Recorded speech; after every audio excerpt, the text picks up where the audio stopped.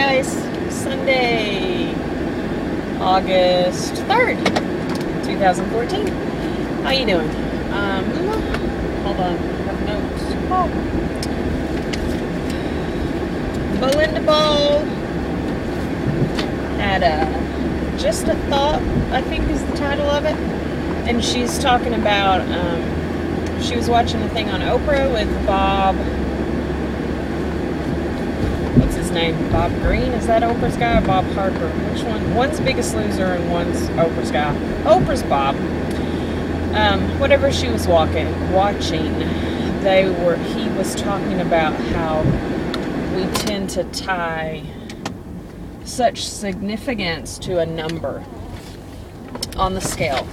And that, well, if I'm X amount, I'm going to be happy. Or, if I'm Y amount, then the world's going to end. And so, I think he was talking more about the happiness part. But I remember when I was a teenager, and I never crossed 200 till well after high school. But when I graduated high school, I was 195, I think. So just right there. And that 200-pound mark taunted me. But being a realist and knowing my history, I knew that I would cross it. So I set my death goal. My death number was 250, and I would never weigh 250, because if I weighed 250 pounds, the world would end, and drastic things would happen for me to get that weight off, and such teenage drama. But yeah, 250 was my death number. Not that I would kill myself if I reached 250, but I would cut my skin off to remove the fat. And I remember having that thought more than once.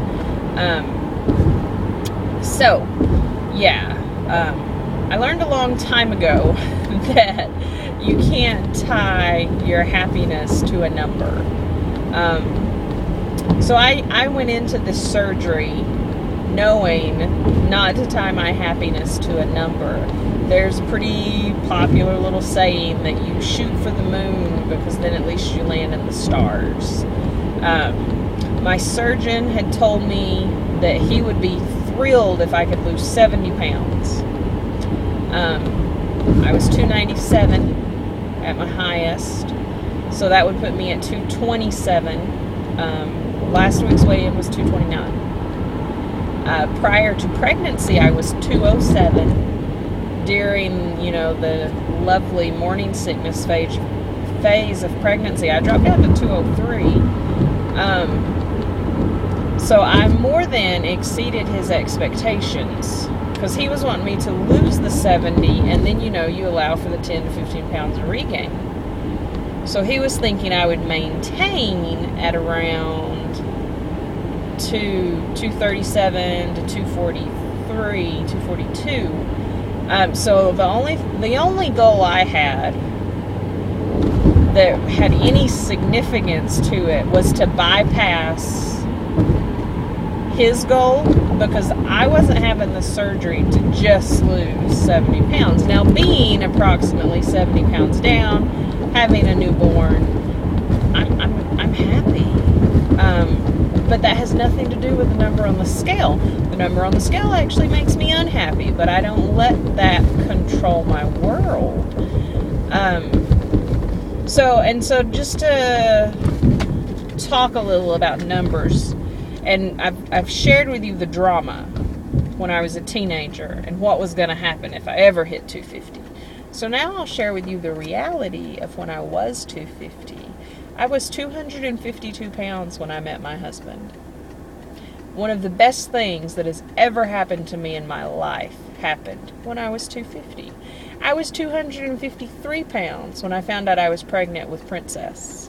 Again, one of the best things to ever have happened to me in my life happened when I was 250 pounds. So, 250 pounds is actually when I saw some of the greatest moments of happiness in my life. So reality versus perception. don't tie your happiness to a number on the scale, because our weight fluctuates. I mean, we can wake up one day and be 3 and 4 pounds up, especially as women, because we've retained that much water. Or if you work out a lot, your muscles have retained that much water. And then you can drop that just as quickly because of water retention and sodium levels and so forth.